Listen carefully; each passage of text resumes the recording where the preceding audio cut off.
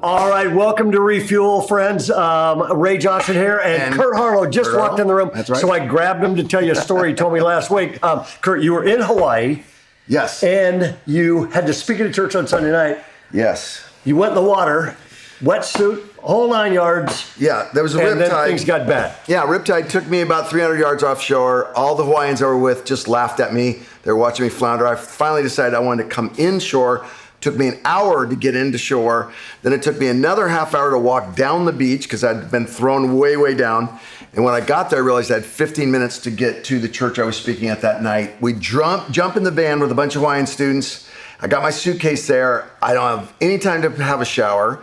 So I put my white clean shirt and my black suit on top of my sandy, crusty, salt-saturated body. And I went in that church and preached the worst sermon of my life. The very worst. I'll bet it wasn't that bad. However, the minute Kurt told me this, I started laughing because I went, that's exactly right.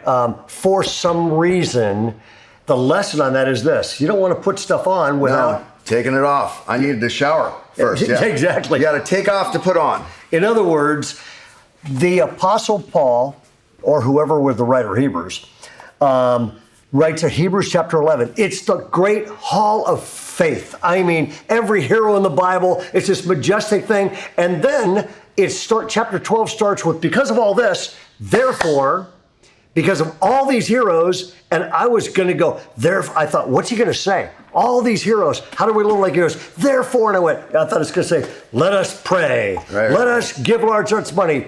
Not a bad idea. Let us serve. Let us change the world. Here's what he starts with. Therefore, because of all these heroes, he says, let us throw off everything that hinders and the sin that so easily entangles. And I actually believe this, every single great thing that is going to happen in the future of your life is going to happen not so much because of what you grab, but because of you're willing to get out of your life, because it's just going to bind you up and make you miserable. And you get to close this, which he didn't even know he was doing this. Here we go.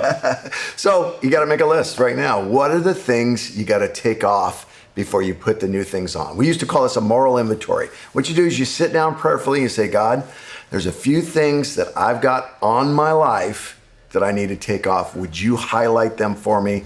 And then don't be afraid to do it. My friend, you're going to feel so much better. If I just got that one shower, I would have preached so much better. You're going to feel better when you get rid of that stuff that easily entangles you. All right, y'all, welcome to Refuel. We got to go to the beach, so have a great day. God bless. Go take a shower.